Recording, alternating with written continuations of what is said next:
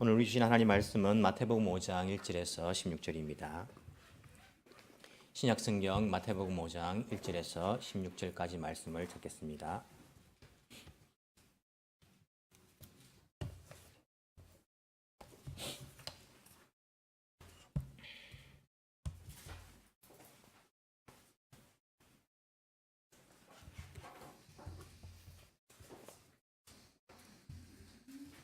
마태복음 5장 1절에서 16절까지 말씀 제가 봉독해 드리겠습니다.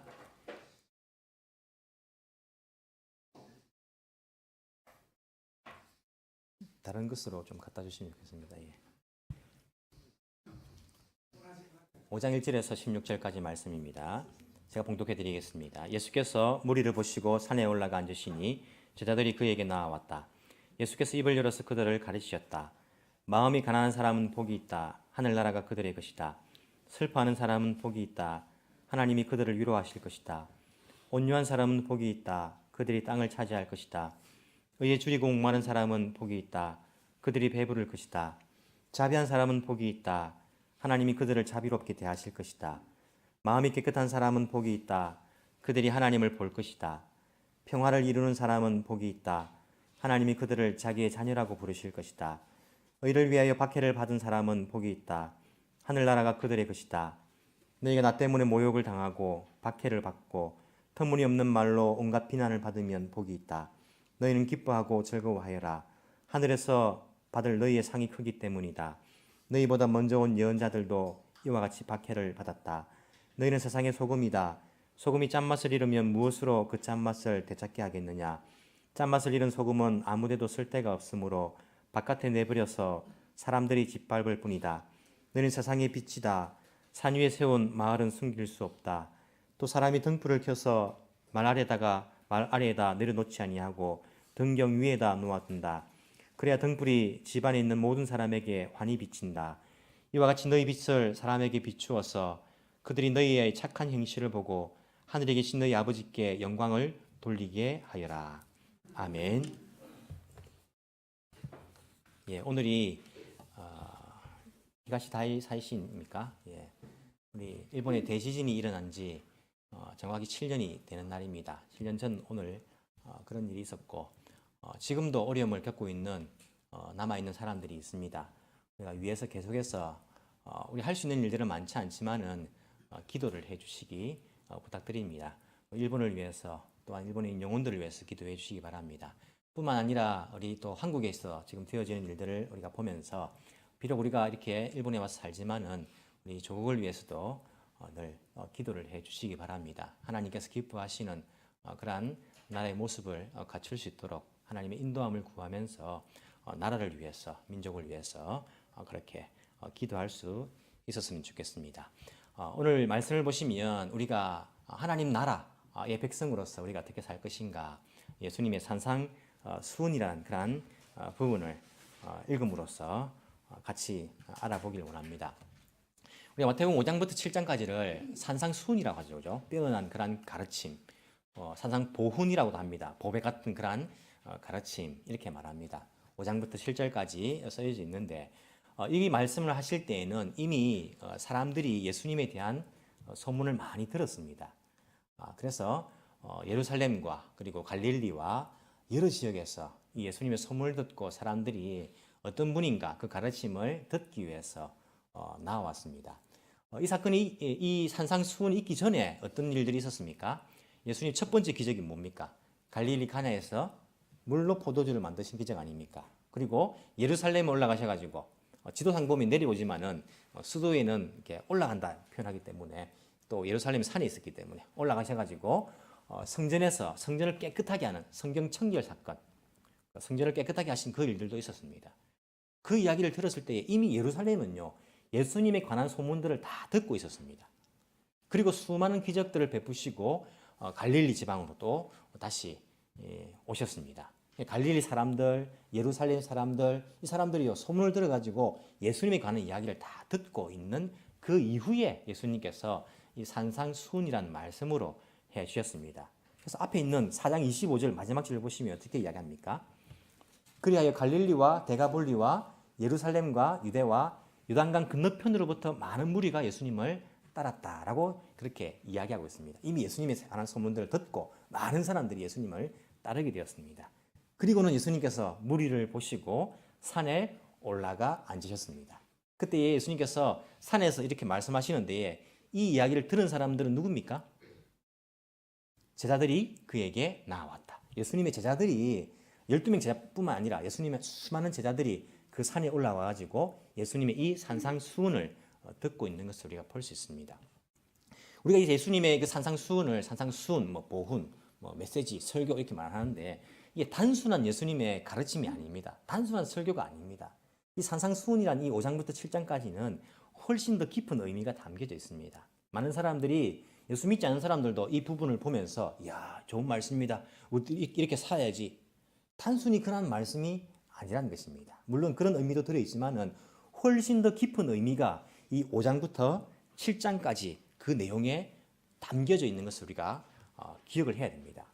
예수님께서 뭐라 말씀하십니까? 17절에 우리가 읽지 않았지만은 율법을 말씀하십니다. 율법. 그리고 이 산상수훈의 말씀을 보시면 너희가 율법에 이렇게 된 것을 들었느냐? 율법에 이렇게 말한 것을 들었느냐? 계속 반복해서 구약의 율법을 언급하고 있는 것을 우리가 눈치채게 됩니다.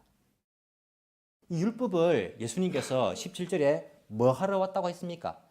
완성하러 왔다라고 이렇게 말씀하십니다. 즉 무슨 말이냐면 이 5장부터 7장까지 뿐만 아니라 예수님 모든 사역이 그렇지만 특히 5장부터 7장까지는 구약의 율법을 예수님께서 완성해 주십니다. 구약의 율법을 재해석해 주십니다. 그 구약의 율법이 어떠한 것인가를 예수님께서 이 산상수훈을 통해서 다시 한번 말씀해 주고 있는 것을 알 수 있습니다. 우리가 율법이라 하면 이 바리새인들은 그냥 지켰지 않습니까? 하지만 율법에는 하나님의 뜻이 있었습니다. 이 율법을 지키고자 하는 하나님의 뜻이 있었는데 그 하나님의 그 뜻을 가지고 예수님께서 그 율법을 다시 한번 설명해 주시고 해석해 주시는 부분이 바로 이 산상수훈의 말씀이다라는 것을 알 수가 있습니다. 여러분 그래서 예수님께서 말씀하시기를 20절에 보시면 그렇게 말씀하시거든요. 너희의 의가 율법학자들과 바리새파 사람들의 의보다 낫지 않으면 너희는 하늘나라에 들어가지 못한다. 이 천국에 들어가고 안 들어가는 문제입니다. 우리가 율법학자와 바리새인들의 그 의보다 더 뛰어날 수 있습니까? 그들이 율법을 어떻게 지켰습니까? 그들이 율법을 지킨 것은 대단했습니다. 지금 우리가 따라갈 수가 없습니다. 그럼 우리는 하늘나라에 들어갈 수 없는 것입니까? 그렇지 않습니다. 율법학자나 바리새인들이 지킨 율법이라는 것은 율법을 지키는 것이 목적이었습니다. 지키는 것이. 그래서 그들이 율법의 그 의미를 알지 못하고 지켰는데 하나님께서 율법을 주신 그 의미를 알고 지키는 사람은 바리새인보다 율법학자의 의보다 훨씬 뛰어나다라고 그렇게 이해할 수 있습니다. 예를 들어서 무슨 말이냐면 우리 교회 정문에 이제 그 문 있지 않습니까? 문 이렇게 잠글 수 있습니다. 이렇게 번호로 잠글 수 있는데 우리가 만약에 모여가지고 회의해서 그런 결정했습니다. 자, 우리 교회 정문은 밤 12시부터 아침 6시까지는 무조건 잠굽니다. 이렇게 잠그는 이유가 뭐냐면 안에 사람들이 머물고 있을 때에 안에 있는 사람들을 지키기 위해서 12시부터 6시까지 무슨 일이 있어도 잠굽니다. 이렇게 이제 우리가 결정을 했습니다. 법으로서 교회에 이제 회의를 해가지고 결정을 했습니다. 결정하고 딱 지켜나갑니다. 지켜나가는데 하루는요 새벽 1시에 지진이 일어났습니다. 그럼 어떻게 됩니까? 사람들이 밖으로 나가야 됩니다. 사람들이 안에 있다가 놀래가지고 다 뛰어나가려고 하는데 어떤 사람이 딱 막는 거예요. 안 됩니다. 이 문은요 12시부터 6시까지 무조건 잠그게 돼 있어가지고 못 나갑니다. 이렇게 이야기하는 거예요. 그게 우리가 정한 것입니다. 법입니다. 이렇게 말하는 것입니다. 그러면 그게 맞습니까? 안 맞습니까? 그렇게라도 지켜야 됩니까? 지키면 안 됩니까? 그게 법을 지키는 게 아니지 않습니까? 그 12시부터 6시까지 잠근다고 한 이유가 뭐냐면 안에 있는 사람들을 보호하기 위해 그 사람들을 위해서 그 목적으로 정한 것인데 이게 지키는 그 자체가 목적이 돼버린 거예요.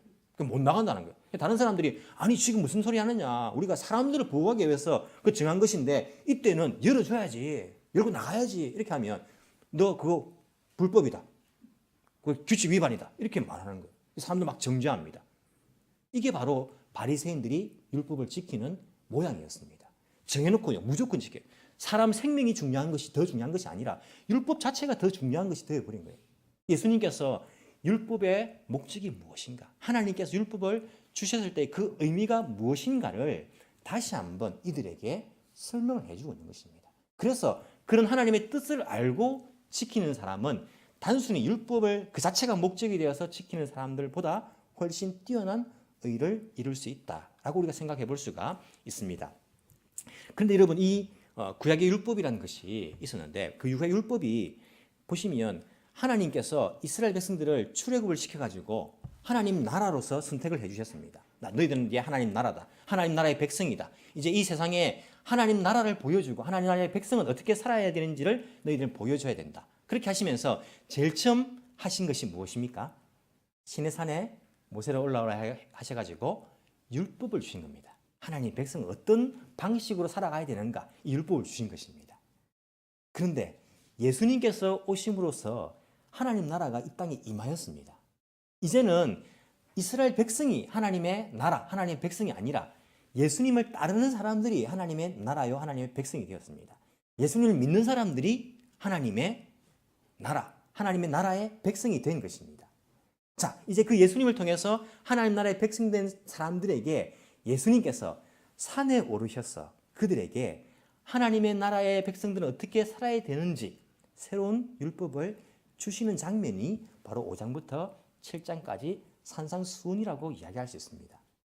시내산에서 하나님 나라 백성들에게 첫 율법을 주신 그 하나님께서 예수님을 통해 이 땅에 임한 그 하나님 나라, 하나님 백성들에게 산에 오르셔서 그 산에서 새로운 율법, 그 율법을 우리에게 가르침을 주고 있는 장면인 것을 알 수 있습니다. 이렇게 보면요, 훨씬 의미 깊은 그런 말씀이 5장부터 7장입니다.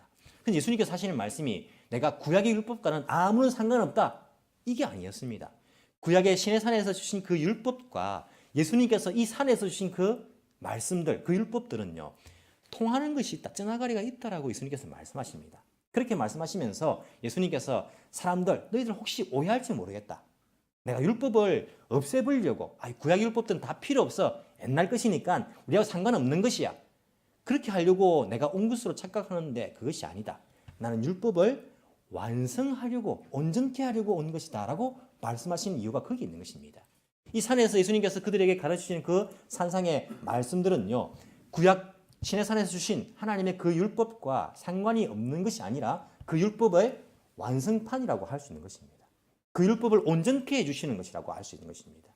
그 율법의 의미가 무엇인지, 그 율법을 주신 하나님의 목적이 무엇인지를 예수님께서 이 산에서 신약의 백성들에게, 새로운 하나님의 나라의 백성들에게, 그들에게 이 말씀을 그렇게 전달해주고 있는 것이라고 우리가 이해할 수가 있습니다. 그래서 5장부터 10장까지를 잘 읽어보시면요, 계속해서 예수님께서 말씀하시는 것이 구약의 율법에는 이렇게 너희들이 듣고 알고 있는데 이것이 바로 이러한 말씀이다. 구약의 율법에 이렇게 해야 되는데 바로 이러한 말씀이다. 계속적으로 반복해서 5장에서 7장까지 이 말씀을 하고 있는 것을 우리가 알 수가 있습니다. 이제는 하나님의 나라 백성이 되는 것은 유대인으로 태어나야지만 되는 것이 아닙니다. 그리고 하나님 나라 백성이 되는 것은 율법을 지켜야지만 되는 것이 아닙니다. 하나님 나라 백성이 되는 것은 예수님을 통하여서 될 수 있는 것이고, 예수님을 따름으로써 누구든지 하나님 나라 백성이 되게 되었는데 그 백성들은 어떻게 살 것인가? 예수님의 이 산상수훈을 통해서 우리에게 가르쳐주는 말씀인데, 오늘 읽은 1절부터 16절까지는 우리가 어떤 말씀이 나옵니까? 특히 앞부분에서는 우리가 팔복이라고 이렇게 이야기를 많이 듣지 않습니까? 복 있는 사람은 하면서 이 팔복의 말씀이다, 이렇게 우리가 이야기를 여러분 들어보셨죠, 그죠? 사실 세어보면 9복인데 복이 9개인데 잘 세어보시면 9개입니다. 우리가 달랑 나누기 때문에 이게 팔복으로 이렇게 착각할 때가 있는데, 잘 세어보시면 9개인데 마지막 거는 일단 뭐 좀 빼버리고 앞에 거 통하는지 몰라도 팔복이라고 말하는데, 어쨌든 이 팔복의 말씀을 우리가 복 받으려면 이렇게 되는가 보다, 이렇게 하면 복 받는가 보다, 이렇게 복 받는 사람이 돼야지, 단순히 그런 말씀이 아닙니다. 팔복이란 말씀이 왜 이 부분에 들어와 있는가 우리가 잘 이해를 해야 됩니다. 예수님께서 하나님 나라의 백성들이 어떻게 사는지 율법의 재해석으로서 5장부터 7장까지를 그들에게 주신 것입니다. 하나님 나라 백성들은 이렇게 살아가야 되는 것입니다. 그렇게 살아가야 되는 그 말씀들을 주실 때에 그 말씀과 팔복의 말씀이 무슨 연관이 있는 것입니까? 어떤 연관이 있는 것입니까? 예수님께서 아무 연관도 없는 말씀을 그냥 막 단락적으로 단편의 가르침을 가르친 겁니까? 복 있는 사람은 이렇다, 복 있는 사람은 이렇다. 그리고 너희는 세상의 빛과 소금이 되어라. 율법에 이렇게 되어 있는데 이렇게 하여라. 그게 아무런 상관없이 단락적으로 되어 있는 것입니까? 그렇지 않습니다. 5장부터 10장까지는 다 일관성이 있습니다. 통일성이 있는 말씀입니다. 그렇기 때문에 이 팔복의 말씀도 분명히 하나님, 예수님께서 우리에게 하나님 나라 백성은 어떻게 살아야 되는 것인가를 주는 그 부분으로서 이해를 해야 됩니다. 즉 무슨 말이냐면 하나님 나라 백성이 되는 것은 이제 유대인으로 태어나야 되는 것 아닙니다. 하나님 택함받은 백성이 되는 것은 어떻게 예수님을 따르는 사람들이 되는 것입니다. 예수님을 믿는 사람들이 되는 것입니다. 그렇다면 하나님 나라 백성의 정체감은 어떤 것인가? 아이덴티티. 하나님 나라 백성은 그러면 어떤 정체감을 가지고 있는 것인가? 그게 바로 팔복을 통해서 우리에게 가르쳐주고 있는 것입니다. 자, 너희들 하나님의 백성이 어떤 사람인지 아느냐? 바로 이런 사람이다. 심령이 가난한 사람, 그리고 슬퍼하는 사람, 온유한 사람, 의에 줄이고 목마른 사람, 이런 정체감을 가진 사람이 바로 하나님 나라의 백성이다라고 그렇게 선포하고 있는 것입니다. 이런 정체감을 가지고 있는 하나님 나라 백성들은 바로 뒤에 나오는 이러한 말씀을 따라 살아갈 것이다. 이게 바로 예수님께서 산에서 하신 수훈의 내용입니다. 5장부터 7장까지의 말씀인 것을 우리가 알 수 있습니다. 그렇기 때문에 팔복의 내용을 보시면서 내가 복받기 위해서는 이렇게 해야 되는구나. 이렇게 하면 복이 있는 것이구나. 단순히 그렇게 생각하시면 안 되고 내가 하나님의 백성으로서 이런 정체감을 가지고 있는가. 자기의 아이덴티티를 점검해 봐야 됩니다. 나는 하나님의 백성이고 우리 예수님 따르지 않습니까? 예수님 믿고 있지 않습니까? 나는 예수님을 믿는 사람으로서 하나님의 백성으로서 내가 이런 모습을 가지고 있는가? 이런 정체감을 내가 가지고 있는가? 우리의 정체감을 이 팔복의 말씀에 비추어서 그리고 뒤에 나오는 빛과 소금의 그 부분에 맞추어서 우리의 모습을 점검해 봐야 됩니다. 돌아보는 것이 필요합니다. 나는 과연 하나님의 백성의 정체감을 가지고 있는 것인가? 그것을 우리에게 가르쳐 주는 것이 이 팔복의 말씀 1절부터 16절까지 말씀인 것을 우리가 기억을 해야 합니다. 1부 때 제가 원래 자비한 사람은 복이 있다. 7절까지 제가 오늘 설교를 준비했는데 이게 목표였는데 이것까지 다 못하고 5절까지밖에 못 나갔습니다. 시간이 많이 걸리더라고요. 오늘 어디까지 나갈 수 있을지 모르겠지만은 그렇게 길게는 제가 이 부분 가지고 시리즈로 이렇게 설교하는 것은 아니지만은 일단 목표는 자비한 사람은 복이 있다까지를 살펴보려고 지금 생각 중인데 어디까지 시간 되는 데까지 하고 그 뒷부분은 다음 주에 하려고 생각을 합니다. 자, 먼저 예수님께서 우리에게 말씀하신 하나님 나라 백성의 정체감으로서 주신 이 팔복의 말씀 첫 번째 뭐라고 말씀하고 계십니까? 마음이 가난한 사람은 복이 있다. 하늘나라가 그들의 것이다. 이런 마음이 가난한 사람이 무엇입니까? 마음이 가난한 사람. 이게 바로 하나님 나라 백성의 정체감입니다. 하나님 나라 백성은요 이런 아이덴티티를 가지고 있습니다. 어떤 것입니까? 마음이 가난한 사람이라는 것입니다. 이런 사람의 복이 있다. 이 복이 있다는 것도 헬라어 원어를 보시면 복이 있다 그 상태에 머무는 상태가 아니고 복이 임하는 것으로서 그런 뉘앙스로 표현을 합니다. 즉 무슨 말이냐면 우리는 세상적인 눈으로 볼 때에 돈 많은 사람들을 복이 있다 생각해요. 저 사람 복도 많네. 저렇게 돈도 많이 물려받고 그리고 아이들도 저렇게 잘 되고 복이 많네. 복이 있다. 이렇게 생각하지 않습니까? 근데 그런 복이 있다의 그런 의미보다는 이런 사람에게 저 사람의 복이 임하네. 저 사람에게 은혜가 임하네. 이런 의미입니다. 저 사람이 슬퍼하고 있었는데 저 슬픈 가운데서 이렇게 탁 기쁜 일을 만나게 되네. 저 사람에게 복이 임했네. 약간 이런 뉘앙스가 더 있습니다. 이 상태에 볼 때에 복이 막 가득 있는 것도 있겠지만 그것보다는 저런 사람에게 복이 임하는 것이구나. 복이라 말할 때에 하나님의 은혜로 그 단어를 대체할 수도 있습니다. 복이 임하는 사람, 하나님의 은혜가 임하는 사람, 그것이 바로 하나님 나라의 백성인데 어떤 사람에게 임하는 것입니까? 마음이 가난한 사람의 복이 있다. 이게 하나님 나라의 백성입니다. 여러분 마음이 가난합니까? 마음이 가난하다는 것이 무슨 말입니까? 여러분 여기서 복이 있다는 말씀들을 이해하실 때에 세상적인 관점으로 보시면요 이해가 안 됩니다. 인간적인 관점에서 보시면 복이 있는 사람들은 아닙니다. 이해가 안 됩니다. 이 말씀을 하고 계신 예수님의 관점에서 바라봐야지 이해할 수 있습니다. 하나님의 관점에서 마음이 가난한 사람이 어떤 사람인가를 바라봐야지 이 말씀이 이해가 됩니다. 마음이 가난한 사람이 어떤 사람입니까? 우울증 있는 사람입니까? 마음의 허무함을 느끼는 사람입니까? 그 사람들에게도 복이 있을 수 있죠. 위로 하나님께서 임할 수 있습니다. 하지만 그런 사람들에게 하늘나라가 그들의 것이다. 천국이 그들의 것입니까? 우리 마태는요 유대인이니까 하나님 나라라는 표현보다는 하늘나라나 천국이라는 표현을 많이 했습니다. 왜냐하면 유대인들은 하나님 이름을 부르기를 두려워하기 때문에. 그래서 하나님 나라, 똑같은 하나님 나라지만은 하늘나라, 천국 이렇게 이제 표현하는데 그 마음이 허무함을 느끼고 마음에 막 우울증 있는 사람, 이 사람들에게 뭐 하늘나라가 임하는 것입니까? 천국 갈 수 있는 것입니까? 그러면 우리는 마음이 늘 허무해야 되겠네요. 천국 가기 위해서. 인간적인 입장에서 보는 마음이 가난한 사람이 아니라 예수님 편에서 보는 마음이 가난한 사람입니다. 그 사람에게 천국이 임하는 것입니다. 하늘나라에 들어갈 수 있는 것입니다. 어떻게 이해할 수 있는 것입니까? 저는 새벽에 기도하러 나오면요, 늘 마음의 가난함을 느낍니다. 하나님께 기도할 때에 기도합니다. 주님, 내 힘으로 못합니다. 주님, 정말 내 지혜로는 아무것도 안 되는 것이군요. 주님, 내 능력으로는 아무것도 할 수 없는 것이군요. 저 새벽에 나와서 기도할 때마다 그것을 느낍니다. 주님, 좀 도와주십시오. 주님, 제발 지혜를 좀 주십시오. 주님, 주님께서 책임진다고 안 하셨습니까? 주님, 책임져 주십시오. 주님, 제발 이 부족한 자에게 힘을 주시고 능력을 주셔가지고 좀 감당할 수 있도록 하나님 좀 도와주십시오. 새벽에 나와서 기도할 때마다 그렇게 기도합니다. 나의 부족을 깨달으면서 내 마음의 가난함들을 늘 느끼고 있습니다. 주님이 필요합니다. 주님의 은혜가 아니면 내가 할 수 없습니다. 내가 살아갈 수 없습니다. 주님께서 안 해주시면요, 저는 아무것도 못합니다. 하늘 은혜가 아니라면 하나님 나라 백성이 될 수도 없습니다. 하나님 나라 백성으로 살아갈 수도 없습니다. 주님, 도와주십시오. 오늘도 좀 도와주십시오. 주님, 오늘도 주님의 은혜를 좀 내려주십시오. 늘 마음에 가난함을 경험합니다. 그런 자에게 하나님께서 하늘 복이 임한다. 하늘나라가 그들의 것이다라고 말씀하시는 것입니다. 여러분, 우리가 하나님 나라 백성이 될 수 있습니까? 내가 율법을 지켜가지고 바리새인들처럼 내가 이 율법을 철저히 지켜가지고 천국 가야지. 천국 가기 위해서 어떻게 하면 갈 수 있습니까? 부자 청년이 율법을 다 지켜라. 네, 다 지켰습니다.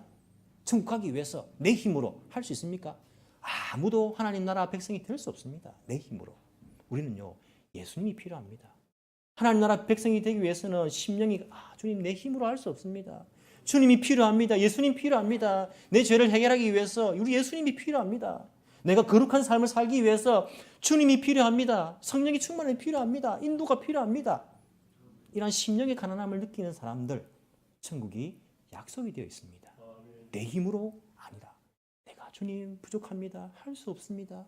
그 심령이 가난한 자들에게 천국 갈 수 있는 복을, 하나님 나라 백성이 될 수 있는 그 복을 주시겠다고 말씀하시는 것입니다. 하나님 나라의 백성의 아이덴티티, 어떤 사람입니까? 심령이 가난한 사람입니다. 자기 힘을 의지하지 않고 내가 할 수 없음을 알고 주님 필요한 사람들, 주님 의지하는 사람들, 하늘 은혜를 사모하는 사람들, 날마다 그 은혜를 사모하면서 간구하며 기도하는 사람들, 그 사람들이 바로 하나님 나라 백성이라고 우리에게 가르쳐주고 있습니다. 두 번째는 어떻게 이야기합니까? 슬퍼하는 자들에게 복이 있다. 그렇게 이야기합니다. 이게 바로 하나님 나라의 백성의 아이덴티티입니다. 정체감입니다. 우리가 바로 그런 사람이라는 것입니다. 슬퍼하는 자에게 복이 있다. 하나님이 그들을 위로하실 것이다. 이런 어떤 사람들에게 하나님께서 그들을 위로하실까요? 세상적인 기준에서 보면 안 됩니다. 이것도 예수님의 관점에서 봐야 됩니다. 제가 아파트를 빈대서 살았는데 아파트 값이 떨어졌습니다. 아이고, 얼마나 슬픈지 모릅니다. 어떻게 하면 좋습니까? 큰일 났습니다. 슬픕니다. 내가 주식을 사놨는데 주식값이 폭락을 했습니다. 내 마음에 정말 안타까움을 느끼고 슬퍼합니다. 그런 슬픈 사람들에게 하나님께서 위로하시겠다고 약속하시는 것입니까? 하나님의 시각으로 바라보면 어떻습니까? 하나님께서는 무엇을 바라보시면서 슬퍼하시겠습니까? 주님은 노아시대 때에 죄악이 관영한 이 세상을 바라보시면서 애통하셨습니다. 슬퍼하셨습니다. 우리가 죄악된 이 세상을 바라보면서 슬퍼하는 그 마음을 가지는 것이 하나님 나라의 백성의 정체감입니다. 하나님께서 이 세상을 바라보시면서 슬퍼하듯이 그 눈을 가지고 이 세상을 바라보면서 슬퍼하는 것입니다. 나의 죄악된 그런 모습을 바라보면서 슬퍼하는 것입니다. 주님, 나는 왜 이렇게 아직까지도 죄를 짓고 있는 것입니까? 왜 나는 아직까지도 죄를 이기지 못하고 살아가는 것입니까? 그 자기의 죄악된 모습을 바라보면서 슬퍼하며 애통하는 것입니다. 이 죄악이 관영한 세상을 바라보면서 슬퍼하며 애통하는 것입니다. 이 죄악이 관영한 세상에서 죄로 인하여서 죽어가는 영혼을 바라보면서 슬퍼하며 애통하는 것입니다. 그렇게 슬퍼하는 자들에게 하나님께서 위로해 주실 것이라고 약속을 하고 있습니다. 하늘 위로가 그들에게 임할 것이라고 그들에게 하나님께서는 약속하고 있습니다. 하나님의 시각으로서 세상을 바라보면서 슬퍼할 수 있는 사람, 그 사람들이 하나님 나라의 백성이라고 우리에게 가르쳐 주고 있습니다.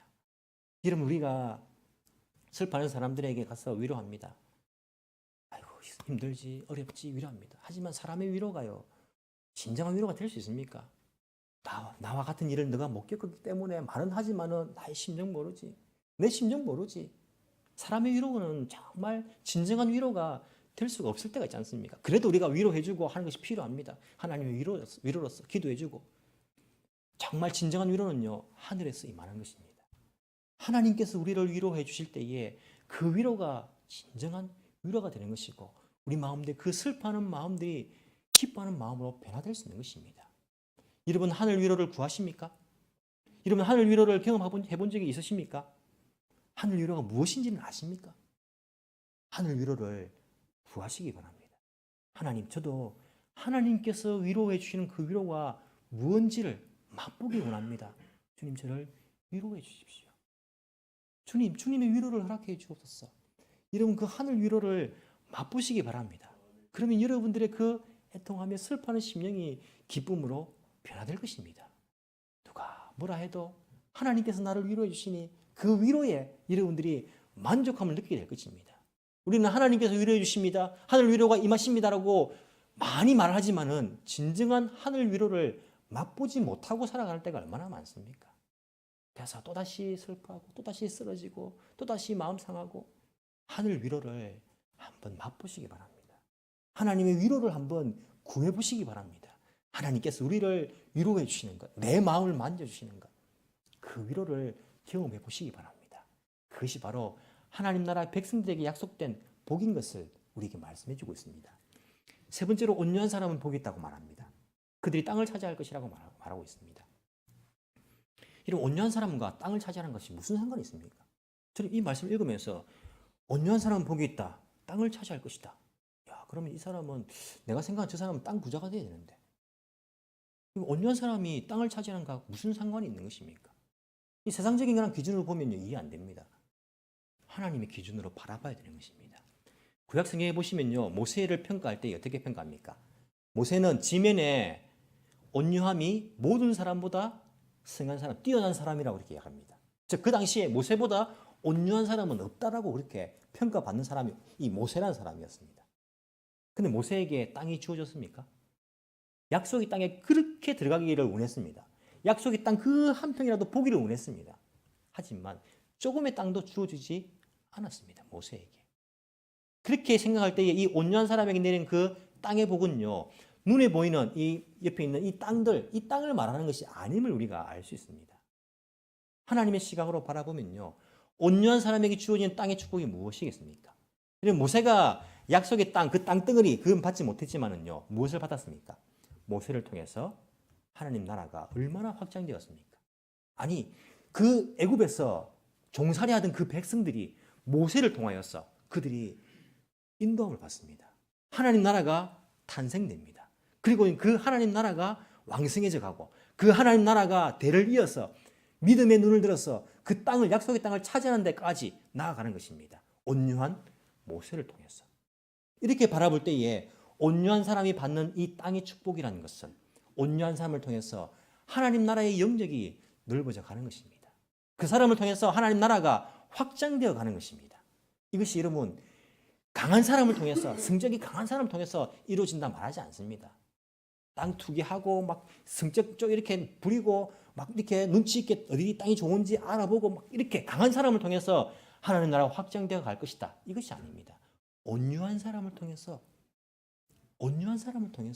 하나님 나라는 확장되어 갈 것이다 라고 이야기합니다. 그리고 이단들이 전도하러 나갈 때 보면요, 얼마나 강한지 모릅니다. 제가 이런 수차례 부딪혔거든요. 포항에서 사역할 때에 우리 교인들 가운데 이단에 이렇게 유혹을 받아가 있는 사람들이 있어가지고 가가지고 이단에서 나온 그 목사라는 사람하고도 제가 앉아가지고 둘이서 이야기하고, 거기 나온 전도자들 앉아가지고 또 이야기하고 서로 막 싸움을 붙이더라고. 이게 중간에서 혼동이 오니까 네가 맞는지 모르니까. 특징이 뭐냐면 굉장히 강합니다. 아예 말 듣지 않고요, 자기 것 주장하는데 얼마나 과격하고 난폭하고, 이 때리지만 않았지 거의 어느 폭력 수준입니다. 얼마나 센지. 하나님 나라는요, 그렇게 기가 센 것을 통해서 확장되어 가는 것이 아닙니다. 온유한 사람을 통해서 하나님 나라는요 확장되어 갑니다. 여러분들의 온유함을 통하여서 하나님 나라가 확장되어 가는 것들을 우리가 기억을 해야 할 것입니다. 의에 줄이고 목마른 사람은 복이 있다. 그들이 배부를 것이다. 하나님 나라의 사람의 정체감은요 의에 줄이고 목마른 것입니다. 의에 줄이고 목마른 사람에게 하나님께서는 복을 주시는데 그들이 배부를 것이다. 만족하게 될 것이다. 채워지게 될 것이다. 이게 다 산상수훈의 말씀과 연결되지 않습니까? 6장 33절. 너희는 먼저 그의 나라와 그의 의를 구하라. 하나님 나라와 의를 위하여서 목마르고 배고픈 사람에게 하나님께서는 그 나라가 임하는 것을, 하나님의 의가 임하는 것을 보게 해줄 것이라고 그렇게 약속을 해주고 있습니다. 예수님의 시각으로 바라보십시오. 여러분 무엇에 목마르십니까? 어디에 목말라십니까? 무엇에 배고파십니까? 무엇을 더 가지길 원하십니까? 하나님 나라와 의가 이 땅 가운데 이루어지기를 간절히 구하십시오. 주님 이 죄악된 삶 가운데에 주님의 의가, 주님의 정의가 이 땅 가운데에 임하기를 원합니다. 하나님의 그 나라가 이 땅 가운데 임하기를 원합니다. 그것에 제가 배고픕니다. 거기에 목마릅니다. 그래서 내가 갈구합니다. 간구합니다. 주님께서 그들을 통하여서 만족함을 느끼게 해줄 거라고 약속을 하고 있습니다. 이것이 바로 하나님 나라 백성의 정체감이라고 우리에게 가르쳐주고 있습니다. 여러분 이러한 정체감을 가지고 있습니까? 여러분 심령이 가난하십니까? 여러분 슬퍼하십니까? 이 세상의 죄악된 그런 모습들을 바라보면서 죄로 인해 죽어가는 그 심령들을 바라보시면서 여러분 심령은 온유한 사람입니까? 여러분 의에 줄이고 목마르십니까? 이러한 사람이 하나님의 백성이라고 그 정체감이라고 우리에게 가르쳐주고 있습니다. 여러분 복이라는 것은 우리가 구할 수 있는 것입니까? 구할 수 없는 것입니까? 예수 믿는 것이 복 받기 위해서가, 우리가 뭐 복을 받으려고 예수 믿는 것이가 이렇게 이야기할 때도 있지 않습니까? 여러분 복을 구한다는 것은요 절대 나쁜 것이 아닙니다. 성경은 우리에게 복을 약속하고 있습니다. 이런 복된 사람이 될 것을 되라고 우리에게 약속하고 있습니다. 복을 간구하는 것은요 우리에게 약속되어진 일이고 그리고 좋은 것입니다. 우리는 복을 구해야 됩니다. 단지 다른 것이 무엇입니까? 이 복이라는 것이 세상적인 관점에서 보는 복인지 하나님의 관점에서 보는 복인지 그 복의 개념을 똑바로 가지고 있을 필요가 있습니다. 그것이 중요한 것입니다. 내가 구하는 복이 세상에서 말하는 그런 소위 말하는 그런 복들인가? 그것이 여러분 복이 아닐 수가 있습니다. 돈이 없었으면 저렇게 죄를 짓지 않았을 것인데 돈이 많아가지고 권력을 갖지 않았으면 저 미투 운동에 관여되지 않았을 것인데 권력을 가졌기 때문에 세상에서 말하는 그 복이라는 것은요 복이 아닐 수가 있습니다. 그 복을 구하는 것이 아니라 하나님의 관점에서 볼 때에 그 복들, 심령이 가난한 것, 마음이 가난한 것, 슬퍼하며 애통하는 것, 온유한 것, 의에 줄이고 목마른 것, 이러한 복들을 간구한다면 하나님께서 우리에게 그 복을 허락해 주시겠다라고 약속을 하고 있는 그런 말씀들입니다. 여러분 이러한 정체감을 가지시고 나는 과연 하나님 나라 백성으로서 이러한 정체감을 가지고 있는가? 우리의 삶을 돌아보면서 점검해보면서 주님 앞에서 이러한 복들을 구할 수 있는 진정한 하늘 복을 구할 수 있는 하나님 나라 백성들이 다 되시기를 간절히 소망합니다. 기도드리겠습니다.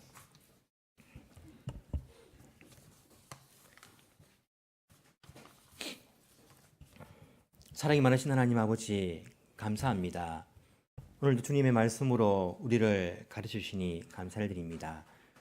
주님 저희들이 마음이 가난한 자들입니다. 주님이 필요한 사람들입니다.